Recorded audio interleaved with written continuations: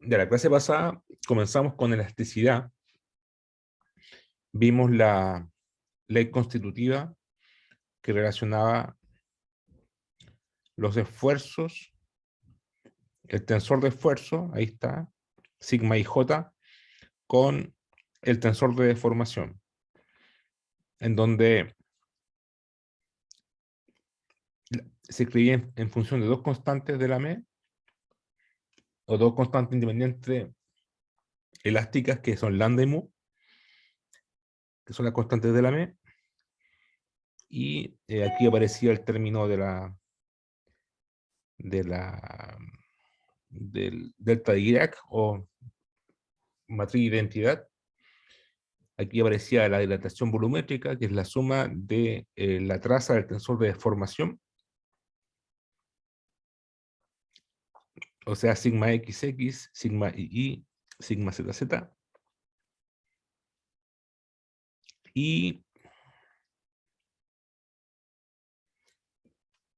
esta es la parte isotrópica, y esta es la parte, digamos, bueno, en realidad hay que sumar todo ese término a dos veces el módulo de rigidez por epsilon y j.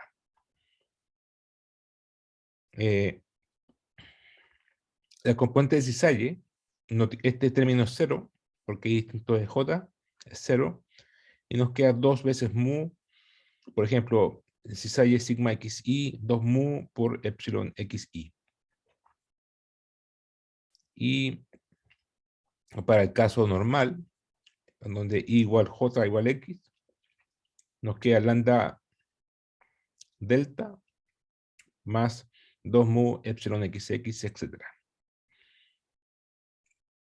En un sistema de coordenadas coincidente con los ejes principales, es decir, donde no hay el tensor de deformaciones diagonal y no hay cisalle, nos quedaría de esta forma: sigma 1, sigma 2, sigma 3.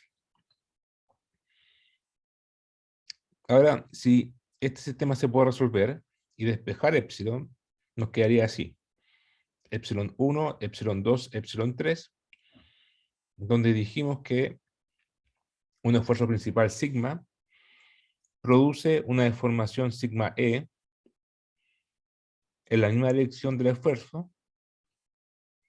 Por ejemplo, en sigma 1 con epsilon 1 produce una deformación sigma e, pero ese mismo esfuerzo sigma 1 produce una deformación menos nu e sigma 1 en el eje 2 y menos nu dividido por e en el eje 3. Esta es igual a esta por simetría, porque es un material elástico y homogéneo. Y si yo, por ejemplo, comprimo en una dirección, en las otras dos direcciones perpendiculares se extiende. O al revés. Si en un eje yo extiendo, el otro dos se va a comprimir. ¿Ya? Eso es lo que muestran estas tres ecuaciones. Vimos la definición del módulo de Young, que la constante de elástica es como el K del resorte, que liga sigma por la deformación. ¿Ya? Demostramos que E vale esto en términos de lambda y mu. Ahora, según esta ecuación, falta definir otra constante que es nu. Nu es la razón de Poisson.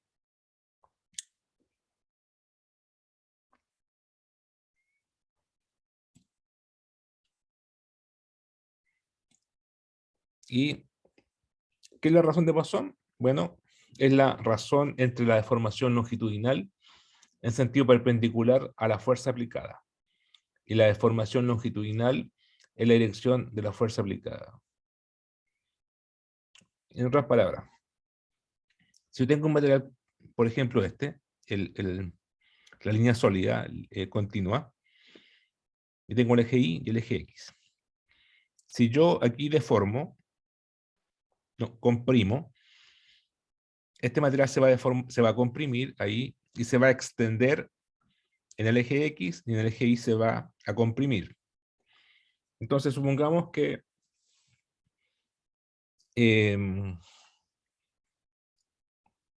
esto tiene largo inicial L y ancho D.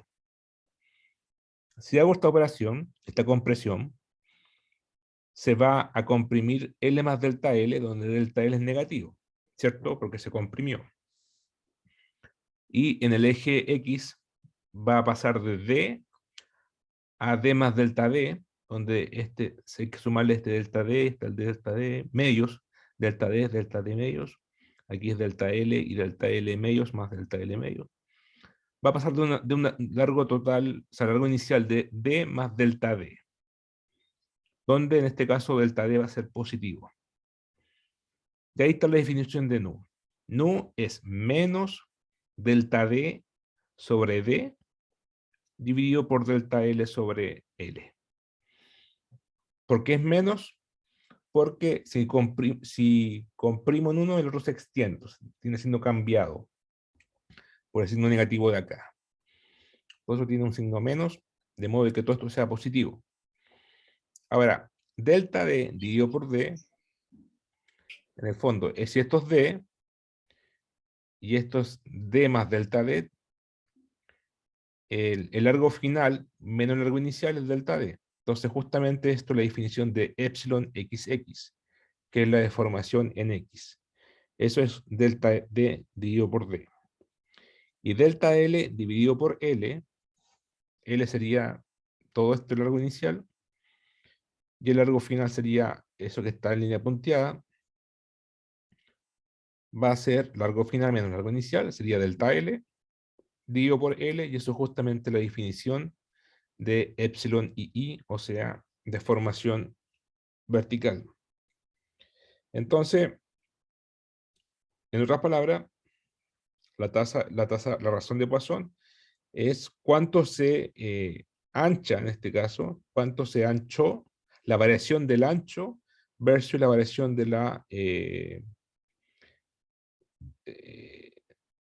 claro, de lo que se extendió en X dividido por lo que se comprimió en Y. Eso sería la tasa de deformación. Fijar que si yo aplico el esfuerzo en la dirección vertical, entonces acá abajo, ahí va la vertical, ¿ya? Y arriba va la perpendicular. O sea, el X es la perpendicular y se va arriba en la razón, y abajo va la misma dirección de los esfuerzos, en la vertical. ¿Ya? Eso es la razón de Poisson. Entonces, si yo comprimo, se va a extender en el eje perpendicular, y esa variación la coloco abajo, y lo que se... perdón, lo que se comprimió lo coloco arriba, epsilon XX, y lo que se acortó lo coloco abajo. ¿Ya? ¿Se entiende lo que es la razón de Poisson? El dibujo lo explica bien. Y son propiedades de las rocas, son propiedades elásticas, ¿ya? La razón de Poisson. Si el material es débil, entonces si yo aplico una compresión, se va a expandir mucho en el eje X, ¿cierto? Si el material es bien bastante fuerte, ¿ya? La razón de Poisson se va a expandir poco, ¿cierto? Porque es más rígido. Veamos algunos valores. Para las rocas, la razón de Poisson tiene un rango bastante típico que va entre 0,1 y 0,6. ¿Ya? 0,6 son más las cosas como los sedimentos, que son rocas más porosas, por lo tanto son rocas más débiles. Esto tiene una razón de Poisson alta. El caso del manto, o de la dunita, la peridotita, ese tipo de roca del manto, tiene una razón Poisson que no deben olvidar, que vamos a ocupar siempre, del manto, 0,25 o un cuarto. ¿Ya? Esa es la razón de Poisson. Entonces, entre 0,1 y 0,6, ese es nuestro rango de la razón de Poisson. O sea, en el caso del manto, si yo comprimo aquí, se va a expandir 4 veces más perdón, se va a comprimir 4 veces más en la misma vertical que en la horizontal, ¿ya? O sea, un cuarto. O sea, aquí se va, en la vertical se va a comprimir 4 veces más que lo que se va a extender en la horizontal. Eso significa. Caso del manto.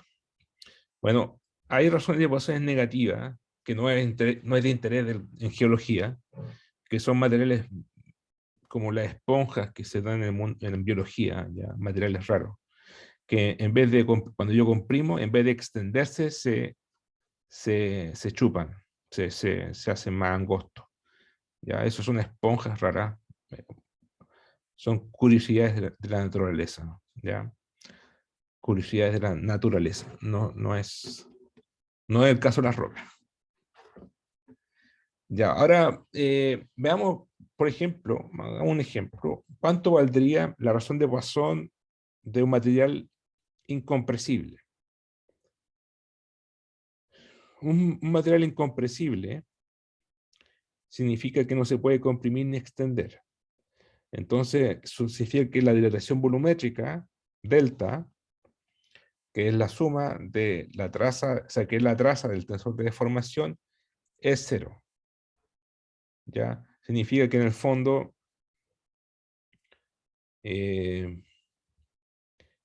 no puedo comprimirlo como un todo en 3 dimensiones. ¿Ya? Entonces, si lo exprimo por un lado, se va a expandir por el otro, etc. ¿Ya? Generalmente los materiales incompresibles son los líquidos. ¿Ya? Los líquidos, algunas rocas. Entonces, si yo comprimo por un lado, por otro se va a expandir. En cambio, el aire es compresible. El aire yo lo puedo agarrar, lo comprimo, se compacta y cambia su densidad. ¿Ya? Bueno, si materia incompresible, delta igual 0. Por lo tanto, epsilon x más epsilon y más epsilon z igual 0, lo que significa que epsilon x lo puedo escribir así. Ahora, la razón de Poisson es una constante elástica y en los materiales elásticos son homogéneos.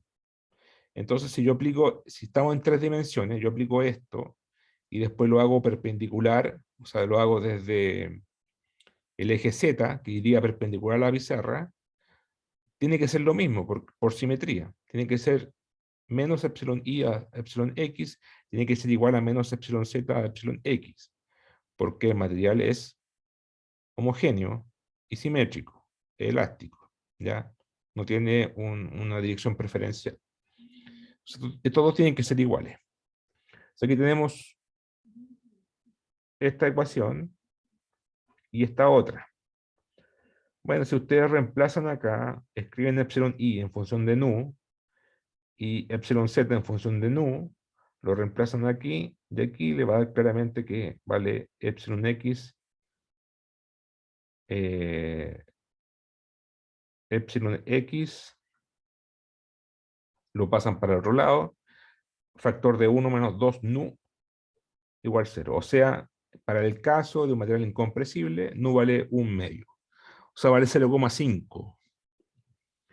¿Ya? Y ese es una muy buena aproximación de la razón Poisson del agua. El agua tiene una razón Poisson de 0,5, que es bastante alta, ¿ya? 0,5 es para el agua. O sea, el agua es casi un cuerpo incompresible, ¿ya? Un líquido. Entonces, 0,55, 0,5 es el nudo del agua. Entonces, para el manto es 0,25, la mitad que el agua, ¿ya? 0,25. Y las rocas más típicas están en 0,28, Gabro 0,28, Granito 0,35, ese rango. Hay poca variación. Esa es la razón de Poisson que vamos a ocupar. Entonces, en sísmica, en sismología, ustedes ocupan principalmente lambda y mu, y en geodinámica ocupamos principalmente módulo de Young, E y nu. ¿Ya? En el caso del manto, la litósfera E vale, acá no está, vale 10 elevado a 10 elevado a 11 pascales, o 10 elevado a 7 megapascales. Bastante alto, ¿ya? 10 elevado a 11 pascales. Y el nu vale 0,25. La razón de Poisson vale, vale un cuarto. Ya. ¿Alguna pregunta hasta ahora?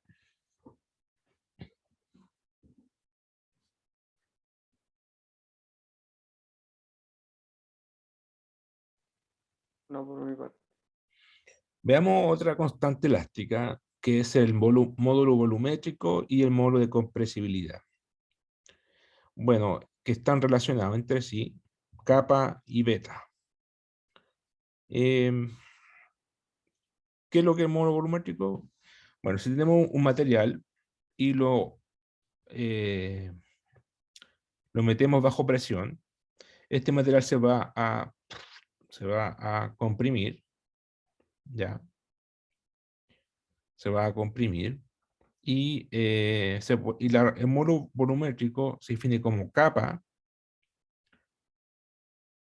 Bueno, vamos al revés primero. Módulo de compresibilidad, beta, es menos de V a dP dividido por V. ¿Qué significa eso? Es cómo varía el volumen respecto a un cambio de presión dividido por el volumen inicial de referencia. Eso es el módulo de compresibilidad, que en el fondo es una razón de cómo varía su volumen debido a un cambio de presión normalizado o medido con respecto a un volumen de referencia. El módulo volumétrico es el inverso.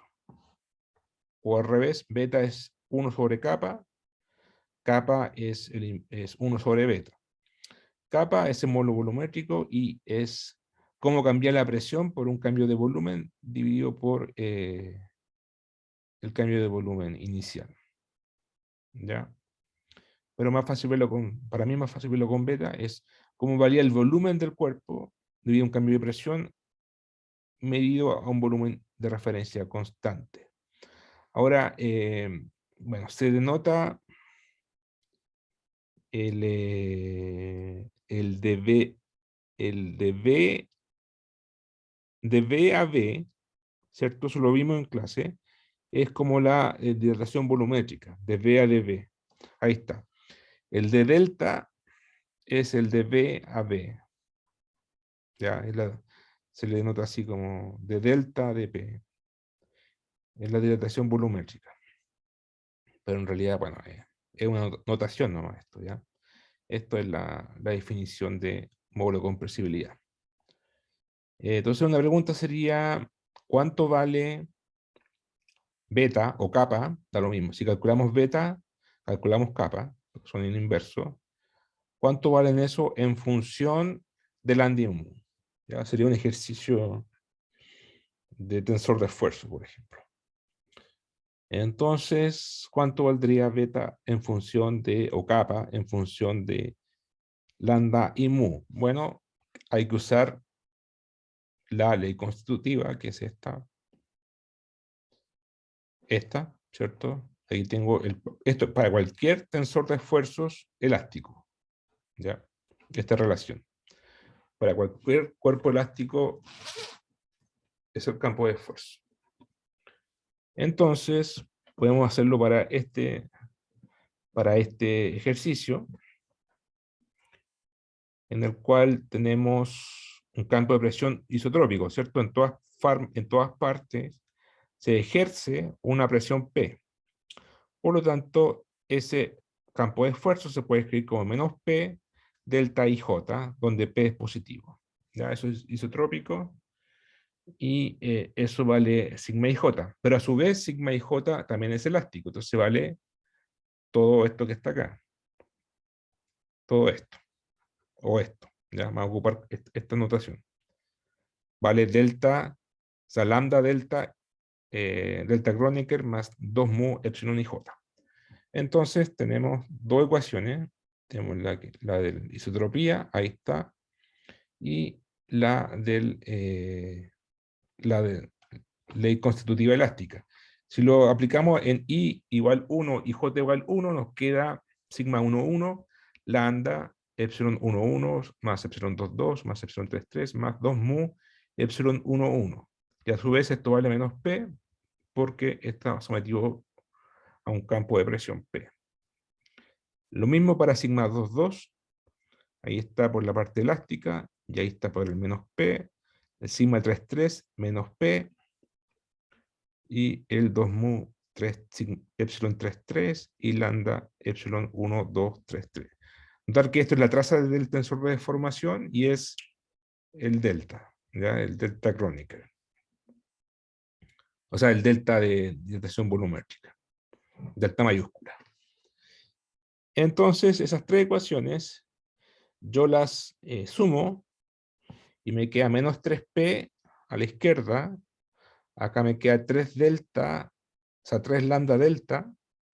Y acá me queda 2 veces mu por epsilon 1 más epsilon 2 más epsilon 3, que es justamente delta. Entonces, 2 mu delta. Factorizo por delta y me queda 3 lambda más 2 mu, eso. Derivo ahora con respecto a la presión. Acá me queda menos 3, ¿cierto? Y acá me queda de delta a delta P, factor de 3 lambda más 2 mu. Y si vemos la definición de capa es menos de P a de delta. O sea, esto es menos 1 a capa, ¿cierto? Porque capa es menos de P a de delta. Esto es menos 1 sobre capa. Entonces, de aquí despejo fácilmente capa porque esto es igual a menos 3. O sea, capa vale lambda más 2 tercios mu. ¿Ya? Entonces, conclusión, el módulo volumétrico, capa, vale, en función de lambda y mu, vale lambda más 2 tercios mu. ¿Ya? Este capa es más, fíjense en la forma, es como parecido a la onda P, la parte de arriba, que lambda más 2 mu, no es lo mismo, aquí un 2 tercios, pero es parecida a la forma. ¿Ya? Y tiene que ver, simplemente eso representa cómo cambia el volumen, o sea, aplico una presión y cómo cambia el volumen. ¿Ya? O al revés, cómo cambia la presión debido a un cambio de volumen en el cuerpo. ¿Ya? Bueno, si esto vale capa, entonces beta vale el inverso de esto, ¿cierto? Si eso vale capa, beta vale el inverso de eso. Ah, y el signo negativo, aquí, es porque si yo aplico presión, el volumen se achica. O sea, delta B va a ser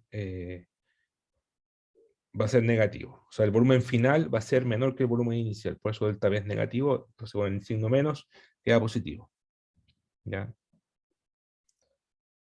Bien, ahí vimos. Entonces, hemos visto hasta ahora 6 constantes elásticas. Lambda y mu, el módulo de Young, E, nu, la razón de Poisson, y el módulo volumétrico y el módulo de compresibilidad, kappa y beta. ¿Ya? Entonces vamos a ocupar estas constantes para cada, en el caso de la litósfera, donde corresponda. Entonces ahora vamos a entrar ya a la litósfera. Ya, vamos a aplicar todas estas ecuaciones de elasticidad para estudiar la litósfera. La litósfera, ya sea oceánica o continental. Y se pueden hacer una especie de simplificación de las ecuaciones. Se puede asumir que los esfuerzos son planos, ¿ya? No son 3D, bajo ciertas circunstancias, para cierto estudio. Y para el siguiente es, bueno, ¿qué es un esfuerzo bidimensional o esfuerzo plano? Son esfuerzos 2D, que están en el plano. ¿Ya? Entonces, un esfuerzo es 0, sigma 3 es 0 y los otros dos son distintos de 0. Entonces, esos son los esfuerzos bidimensionales. La pregunta es, ¿Es esa suposición válida para la litósfera? Veámoslo. Veamos si es válida. Entonces, en la diapositiva 8, o sea, en esta, tenemos estas tres ecuaciones. ¿Ya? Entonces vamos a suponer que sigma 3 es 0. Entonces, ¿cómo vamos a ver si esto es verdad? Que los esfuerzos son planos en la litósfera. Bueno, vamos a suponer que sí, y si llegamos a algo razonable, algo, a una tautología, algo cierto, verdadero, significa que está bien nuestra suposición. Si llegamos a una contradicción, significa que esta suposición está mala. ¿Ya? Entonces vamos a suponer que esta es verdad, esta suposición, y ocupamos la ecuación, estas tres ecuaciones. Entonces hacemos sigma 3 igual 0, ahí hacemos sigma 3 0, y sigma 3 igual 0. Y nos van a quedar las siguientes ecuaciones. Nos van a quedar sigma 1 igual a 1 sobre E, sigma 1 menos nu, sigma 2, epsilon 2 igual a 1 sobre E, sigma 2 menos nu por sigma 1, y epsilon 3 menos nu dividido por E, sigma 2 más sigma 1. ¿Ya? Eso es por un lado. Ahora, bueno, vamos a tener aquí, ¿qué estamos diciendo en el fondo? Que tenemos una balitósfera, una placa, que aplicamos esfuerzos planos, sigma 1 y sigma 2, distinto de 0, y el sigma 3 es despreciable. Eso es lo que vamos a tratar de ver si es verdad o no. ¿Ya? Entonces supongamos que los dos esfuerzos que no son 0 son horizontales, no litostáticos, y son iguales. ¿Ya? Lo hacemos iguales para simplificar el cálculo y, y poder llegar a una conclusión. ¿Ya? Poder avanzar. Entonces, vamos a suponer que los esfuerzos horizontales no litostáticos, ¿ya? Decir que no es litostático es como decir los deviatóricos, es lo mismo, ¿ya? No litostático, no confundir. Esto es para los deviatóricos, ¿ya? Deviatórico es la parte no isotrópica. La parte isotrópica en la litósfera sería la presión litostática, por ejemplo, ¿ya? Entonces vamos a suponer, por eso le ponemos delta, sigma, porque el delta es como una perturbación a la parte isotrópica, pues eso es un esfuerzo deviatórico, ¿ya? No litostático. Entonces aquí en realidad el dibujo debería haber dicho delta sigma, bueno, no, está bien. Y de ahí, y delta sigma 1 igual delta sigma 2. Vamos a ver que son iguales para simplificar un poco los cálculos. ¿Ya? Ahora, sigma 1 igual sigma 2. Claro, si delta sigma 1 es igual a delta sigma 2, bueno, esta ecuación aquí yo la puedo aplicar para delta también, para delta sigma 1, para delta sigma 2, para delta sigma 2, delta sigma 1, etcétera, ¿cierto? Porque estas ecuaciones son válidas para cualquier cuerpo elástico. Aquí estamos en elasticidad. Entonces, ¿por qué epsilon 1 igual a epsilon 2? Porque aquí yo pongo delta sigma 1, y como delta sigma 1 es igual a delta sigma 2, va a quedar que estos son iguales, porque sigma 1 igual a sigma 2. O sea, delta sigma 1 igual a delta sigma 2. ¿Ya? Entonces, lo que estoy haciendo acá es colocar delta sigma acá. Delta sigma 1, delta sigma 2, igual. Y el sigma 3, aquí coloco delta sigma 2, que es igual a delta sigma 1, digamos delta sigma, y nos queda menos, o delta sigma 1, menos 2 nu dividido por E delta sigma 1. Ya tenemos estas dos ecuaciones. ¿Qué pasa ahora con los epsilon? Bueno, veamos. ¿Qué pasa si, por ejemplo, en esta configuración yo tengo sigma 1 y sigma 2 que están comprimiendo? ¿Ya? Supongamos que acá está fija esta litósfera, está empotrada. ¿Qué pasa si yo comprimo aquí y acá? ¿Qué le va a pasar a la placa? Si es elástica.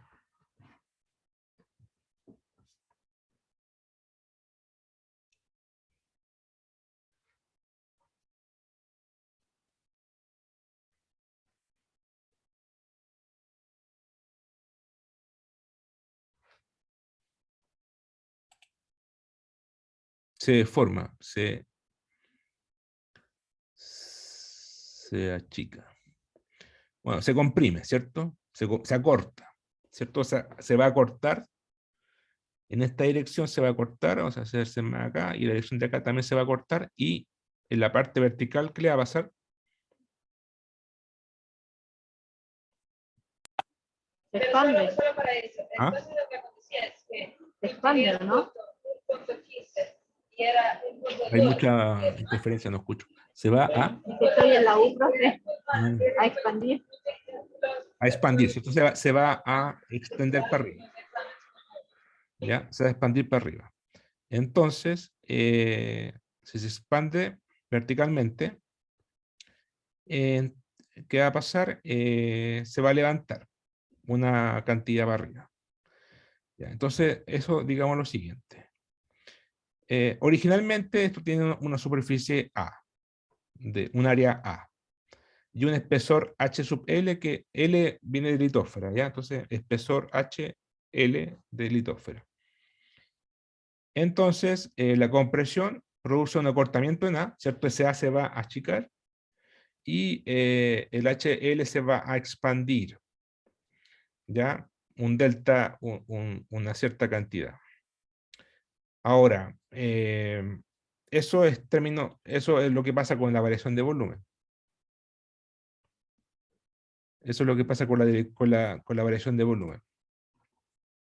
¿Ya? Entonces, cuando yo comprimo o extiendo un material, va a cambiar el volumen. Y si cambia el volumen, generalmente también cambia la densidad. Eso se llama proceso de compactación o de dilatación. ¿Ya? Se dilata o se comprime, se compacta. Pero lo que no cambia, el volumen y la densidad sí cambia. Lo que no cambia es la masa. Y eso es el principio de conservación de masa, ¿ya? O ley de conservación de masa. Por lo tanto, la variación de masa es cero. La masa se escribe como densidad por volumen, ¿cierto? Eso es masa. Entonces, la variación de la masa es cero. Entonces, podemos aplicar este principio. Y al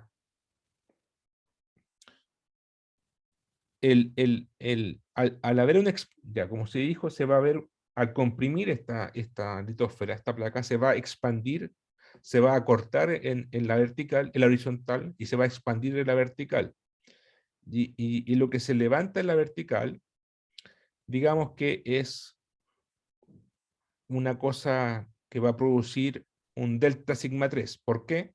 Porque si se expande en la vertical, debido al producto de sigma 1 y sigma 3, se expande, va a aparecer un esfuerzo litostático extra, que sería algo como delta sigma 3. Delta sigma 3. ¿Por qué? Porque yo cambié el H. Y al cambiar el H se va para arriba, por ejemplo, aparece un delta sigma 3, que es un nuevo sigma 3 que no estaba antes. Ya, entonces aquí el incremento en sigma 3, debido a una columna más alta, es delta sigma 3. Y sigma 3 es, bueno, litostático, ρ g h sub L, pero yo estoy perturbando el H en el fondo, y la densidad también, ¿cierto? Al cambiar ρ y H, cambio al tiro sigma 3, y eso va a producir un delta sigma 3, que veamos cuánto vale. Bueno, ese delta sigma 3 yo lo puedo escribir como, aquí puedo hacer un Nikita Nippone, multiplico por A y divido por A, y para ocupar esta ecuación, para eso hago eso, y derivada del primer producto, por 1 dividido por A, más por delta 1 dividido por A. Ya ese sería el producto de la derivada de un producto, ¿cierto? Entonces, esta derivada, o sea, este delta, ¿cuánto vale? Este.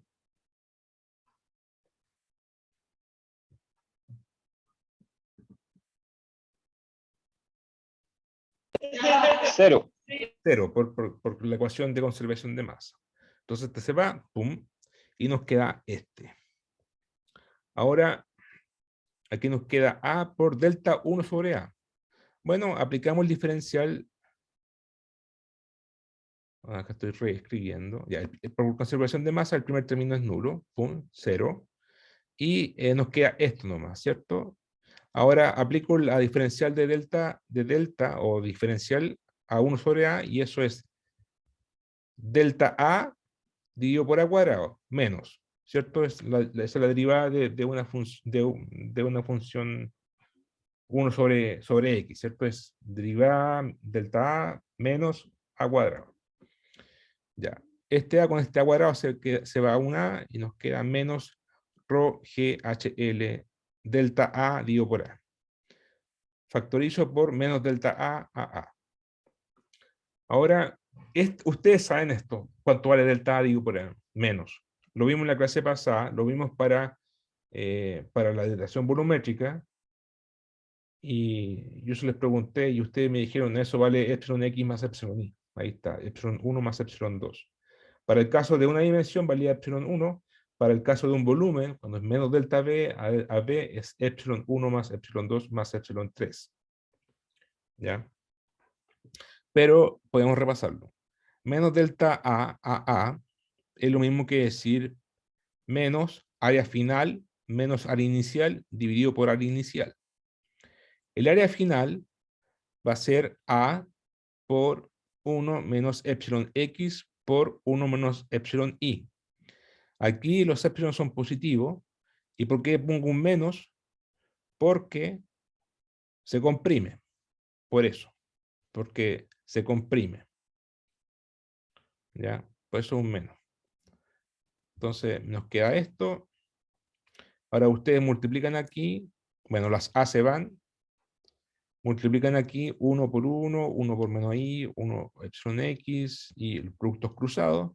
Restan con el 1 de acá. Los productos cruzados, epsilon X por epsilon Y, son 0, o sea, se aproximan a 0, porque ya sabemos que son deformaciones infinitesimales, es decir, epsilon es mucho menor que 1, porque es un caso de un sólido, ¿ya? Deformación continua infinitesimal. Entonces despreciamos los términos cuadráticos, y el 1 se va con el 1 de acá, y nos queda epsilon X más epsilon Y, o epsilon 1 más epsilon 2. Ya, eso lo sabíamos de antes. Bien. Entonces, este epsilon 1 más epsilon 2 lo puedo reemplazar, porque eso vale menos delta A dividido por A, lo puedo reemplazar aquí, ¿cierto?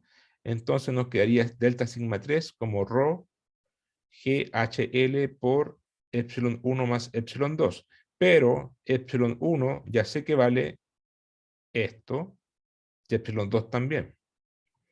Entonces, como ahí está, epsilon 1 vale eso, reemplazo esto ahí y acá, y nos queda que menos delta A dividido por A vale 2 veces 1 menos nu dividido por módulo de Young por delta sigma 1.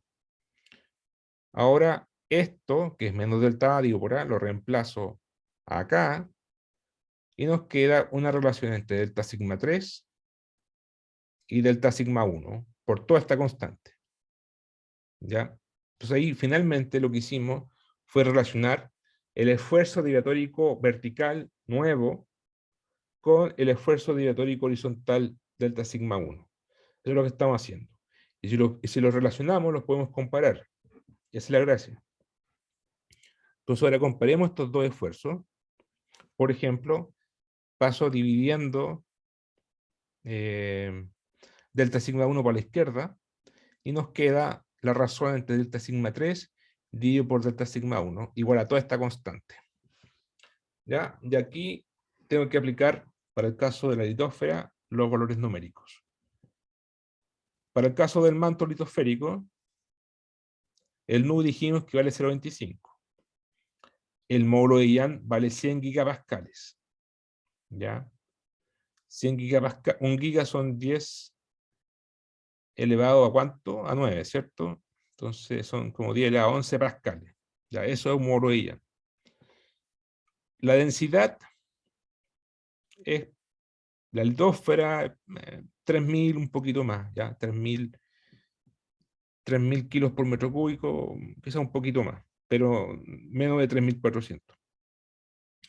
La gravedad la podemos aproximar a 10, es 9,8 metros por segundo cuadrado, y el espesor litosférico de una litósfera madura, ¿ya? El espesor H sub L va a depender de la edad de la litósfera, pero digamos una litósfera madura significa una litósfera fría, o sea, elástica, ya más rígida. Con todos esos valores los reemplazamos aquí y nos va a dar que delta sigma 3 dividido por delta sigma 1 vale 0,045.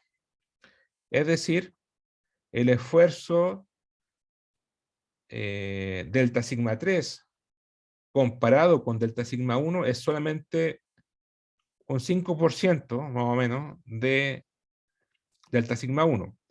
Por lo tanto, se puede despreciar, ¿ya? Es una buena aproximación.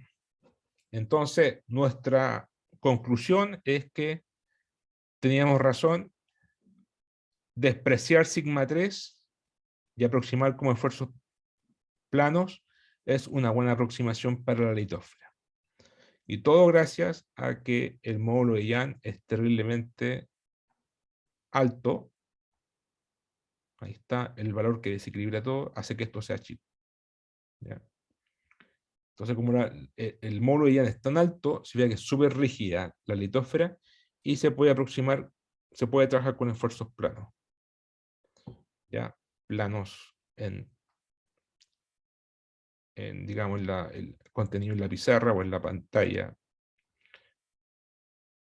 Y con eso podemos trabajar con flexura, entonces, ¿ya? Podemos ahora entrar al capítulo de que elasticidad, ¿sí? Flexura es parte de elasticidad, y aplicaciones serían, por ejemplo, hay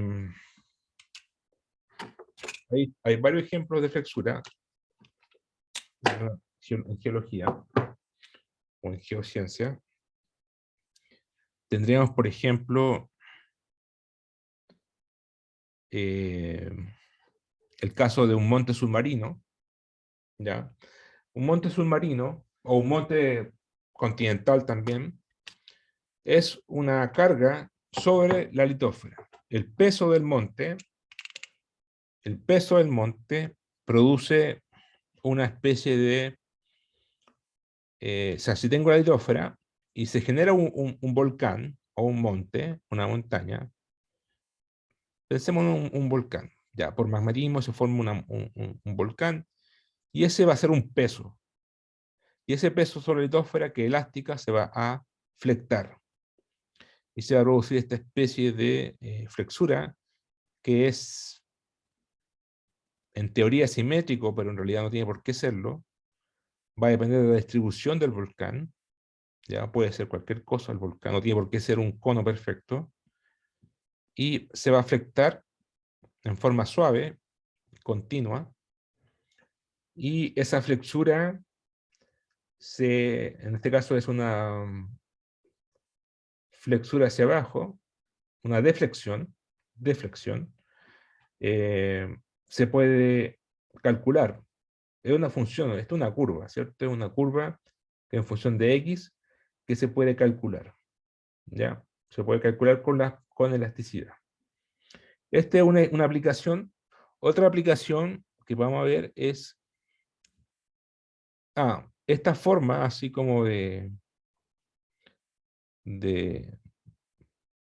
deflexión. Acá se levanta, en los costados, en los flancos del volcán se levanta y acá se hunde, ¿ya? Esta parte que se levanta acá, en los costados, se le llama MOAT. Ya es un término geomorfológico. MOAT. Ya. En el caso de la subducción, tenemos una placa subductante, entra a la fosa, subducta bajo el continente o bajo el arco de isla, y esto es estirado por slat pull, ¿ya? Por el peso de la litósfera. Por otra parte, la litósfera está flotando sobre la astenósfera. La astenósfera se comporta como un fluido en tiempo geológico y produce una fuerza de reacción, una fuerza de empuje hacia arriba. Como de la misma forma cuando tiran una pelota o una tabla al agua, ustedes hunden la tabla, va a haber una fuerza de empuje, ¿cierto? Principio de Arquímedes. Entonces, el peso para acá arriba, perdón, el empuje hacia acá arriba, y por otro lado el slack pull, producen un torque y esto se flecta. ¿Ya? Se flecta. Acá es como una carga y acá un empuje, se flecta. ¿Ya? Acá está acoplado, acá está suelto. Por lo tanto, se flecta y se forma el bulge. Creo que es el bulge, es el abombamiento. ¿Ya? Entonces aquí se abomba. ¿Ya? Entonces toda esta región se conoce como el outer rise. Ese es una flexura, es un caso de flexura. Acá se levanta y acá se deflecta. Y esta flexura se puede calcular en forma precisa con elasticidad, ya resolviendo la ecuación diferencial que vamos a derivar después. Y se puede encontrar la curva que define esa flexura.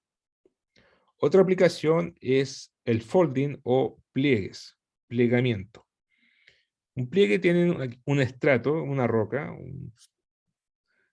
por ejemplo, sedimento o roca granítica, aplican esfuerzos compresionales y esta se va a plegar, se forma un pliegue, ¿ya? Se pliega. Bajo ciertas circunstancias, pero estamos aquí en la elasticidad, entonces tiene bastante... Que sea una roca elástica significa en el fondo que es bastante rígida, eso significa elástica. O se refiere, no se refiere a que sea un elástico como el elástico doméstico que ustedes usan para cosas domésticas, que se rompe el tiro, ¿cierto? No, elástico en el sentido de reología elástica significa que es capaz de deformarse sin romperse. ¿Ya? Pero vamos a ver eso en detalle cuando veamos reología. Pero elástico significa que es rígido, que es bastante rígido. No es ultra rígido. Hay cosas que son muy elásticas, otras cosas que son menos elásticas, ¿cierto? Va a depender de la roca o de las circunstancias geológicas en las cuales estamos estudiando. Pero supongamos que tenemos un estrato elástico y se va a flectar de esta forma, se va a deformar de esta forma. ¿Ya? Si fuera muy poco elástico o en el extremo inelástico, se puede romper, ¿cierto? Porque sería frágil, ahí no sería elástico, sería frágil. ¿Ya? Pero todas estas diferencias las vamos a ver en reología. Ahora estamos en elasticidad, ¿ya? Que es un tipo de reología. Es el tipo lineal de reología que liga linealmente los esfuerzos con la tasa de formación, con la deformación. Otro tipo de flexura es el lacolito, que cuando tienen aquí un cuello volcánico, por ejemplo, o una especie de dique, entonces tenemos aquí una penetración de magma, y tenemos acá arriba, en el contacto tenemos un estrato, aplicamos el magma, inyecta magma por debajo, y si esto es elástico, y es capaz de soportar el magma, entonces va a haber como una carga, una presión por debajo, y esto se va a inflar y se va a deflectar hacia arriba. Entonces, aquí no se va a deflectar, se va a flectar, upward flexure, sería una flexura hacia arriba, ¿ya? Pero estos 4 casos son todos flexuras. Ya vamos a estudiar entonces, vamos a estudiar lo que más podamos en las próximas clases. Bueno, algunas pueden verla también en clase auxiliar. Sin duda vamos a ver el caso 1 y 2 ya en clases, y la otra la pueden ver en auxiliar. Se resuelven todas de la misma forma. ¿Ya? Profe, ¿Sí? El acolito, o sea, un domo volcánico, ¿se puede considerar esa parte en la que se flexura como un acolito? Un domo volcánico. ¿Podría entrar en la categoría de un lacolito? Porque al final le sucede como algo súper parecido, ¿no? Yo conozco los domos de sal, los domos de barro. Claro, los domos volcánicos es un concepto un concepto morfológico.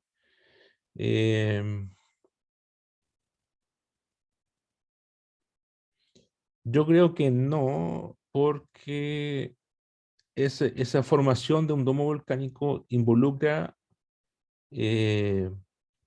una evolución temporal o sea, el domo volcánico se va inflando, inflando, inflando a medida que pasa el tiempo, y es un proceso como medio elasto-viscoso, diría yo, en donde la viscosidad que se ve en el capítulo de fluido, en el curso de fluido, ¿ya?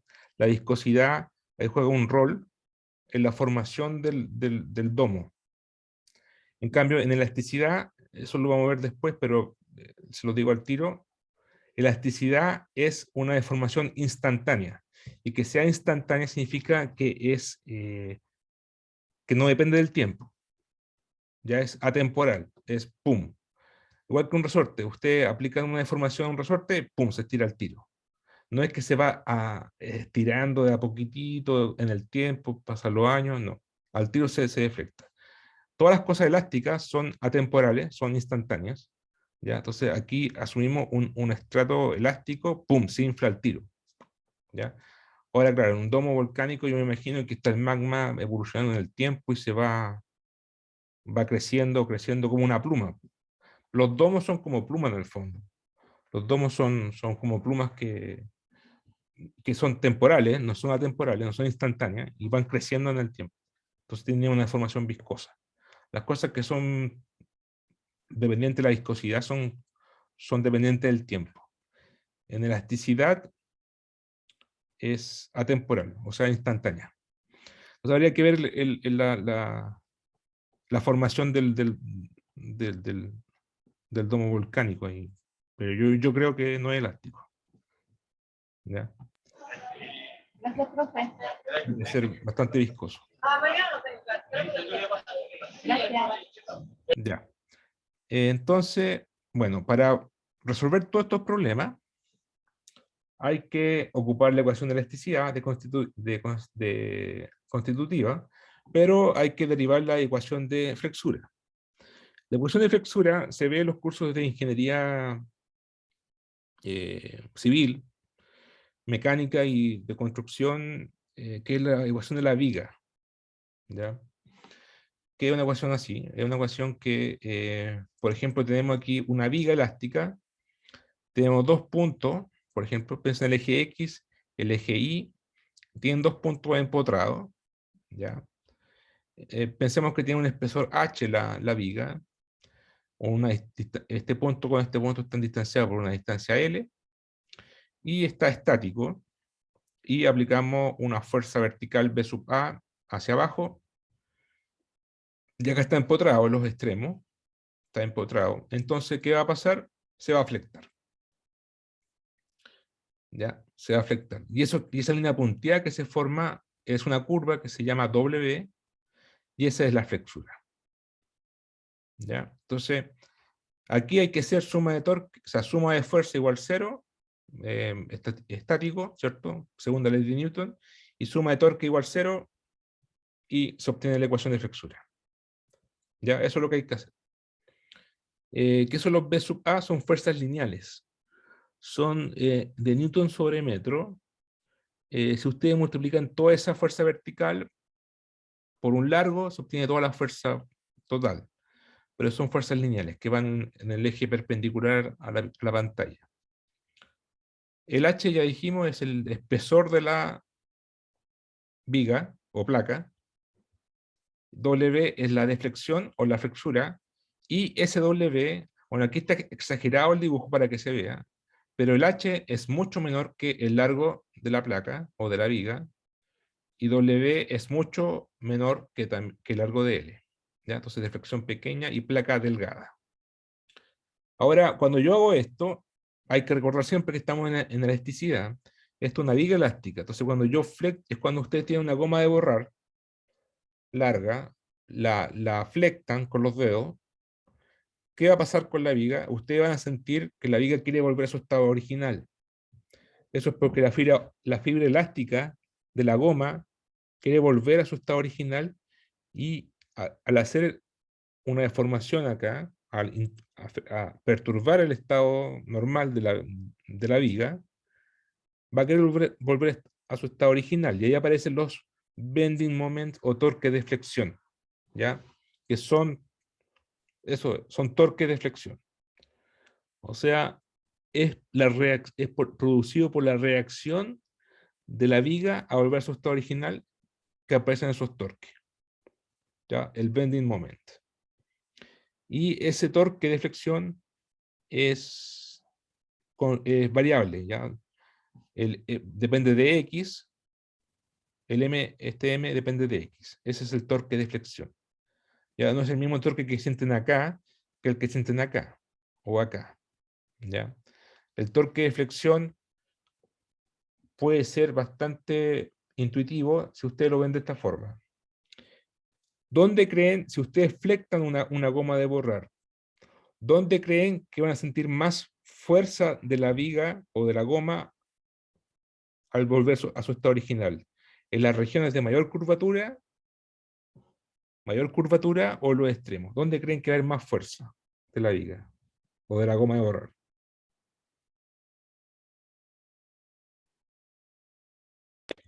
En la de mayor curvatura. Exactamente. Entonces, los bending moments o los torques de flexión son mayores en las regiones de mayor curvatura. ¿Ya?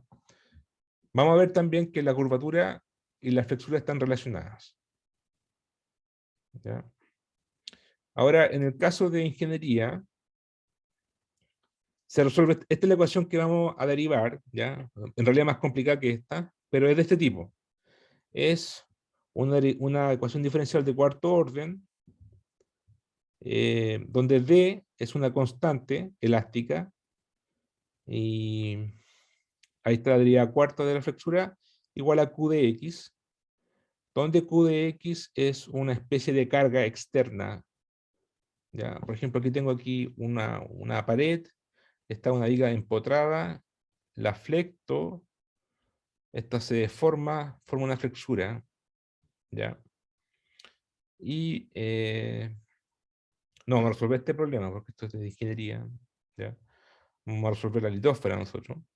Pero lo importante aquí en este ejemplo, que esto es una introducción nomás, ya una introducción a la ecuación que vamos a ver después, es D, ¿ya? D es una constante elástica que en realidad puede que no sea elástica, puede que no sea constante, o puede que sí, va a depender del problema, pero se escribe en función de constante elástica, que son las siguientes. D es igual a H sub E al cubo por el módulo de Young E dividido por 12 por 1 menos nu cuadrado. Esto lo vamos a derivar, ya lo vamos a demostrar, en donde H sub E es el espesor elástico, por eso es H sub E. ¿Qué es lo que es, qué es lo que es el H sub E? Es el espesor de la placa elástica, ¿ya? Si la placa es 100% elástica, entonces es el H sub E. Se le conoce en los libros como T sub E del inglés elastic thickness, ¿ya? Con el T, el espesor elástico. El módulo de Young ya lo vimos, el E y el nu es la razón de Poisson. Y ese es la rigidez flexural. ¿Qué significa la rigidez flexural? Bueno, es la propiedad de deformarse la placa debido a los esfuerzos aplicados. O sea, si yo aplico esfuerzo, a mayor rigidez flexural, se va a flectar menos. Ya, si D es chico, si la rigidez es pequeña, entonces se va a deflectar mucho. ¿Ya? Entonces, a mayor D, mayor flexura. A menor D, menor flexura. Esa es la rigidez flexural. Entonces, en el caso de la litósfera, esa ecuación es un poco más complicada, que esta. ¿Por qué? Porque tenemos, por ejemplo, en el océano, tenemos una capa de agua sobre la litosfera oceánica, y bajo la litosfera oceánica tenemos la astenósfera, que se comporta como un fluido en tiempo geológico. Entonces, si aquí yo aplico una carga, por ejemplo, un monte submarino, un volcán submarino, se va a deflectar. Bien, se va a deflectar bajo el agua, por un lado, y además se va a reaccionar la astenósfera, que es un fluido, y va a empujar hacia arriba, produciendo otra fuerza de empuje.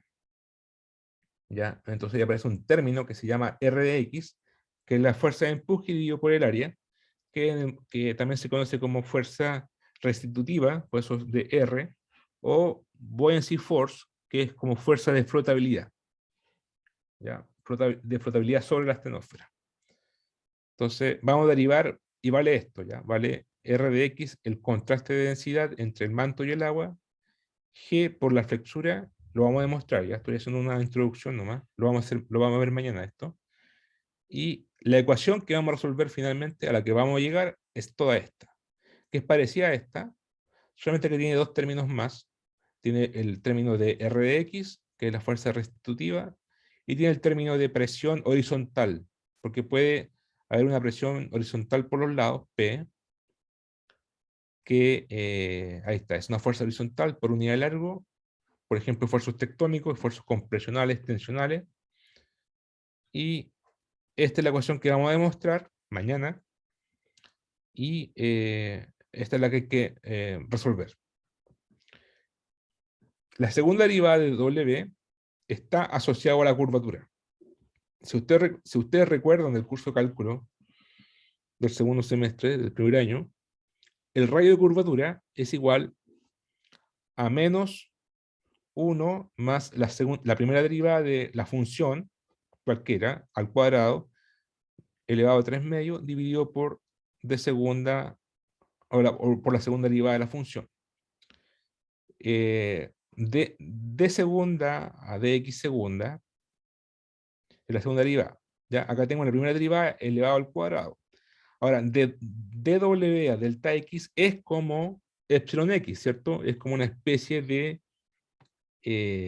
deformación, o sea, desplazamiento dividido por desplazamiento original o inicial. Es como un épsilon, es como una deformación.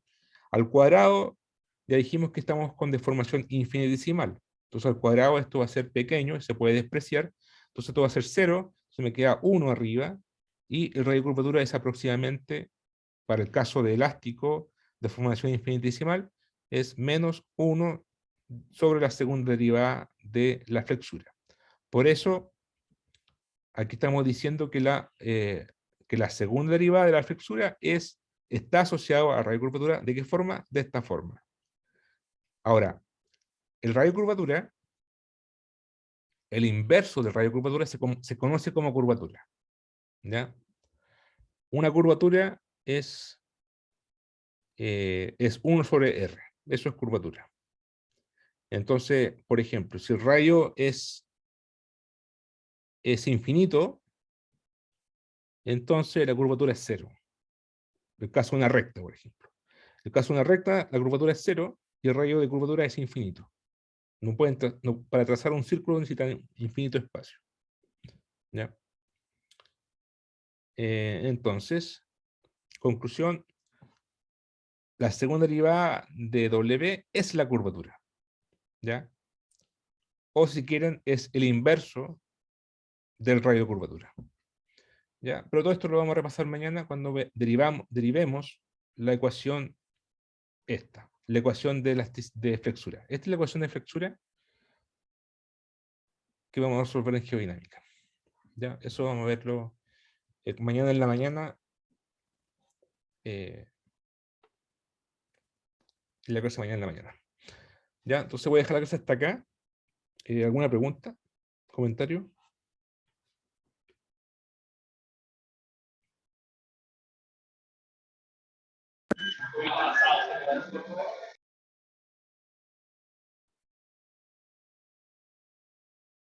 Parece que no. Ya, pues entonces seguimos mañana. Que les vaya bien. Chao.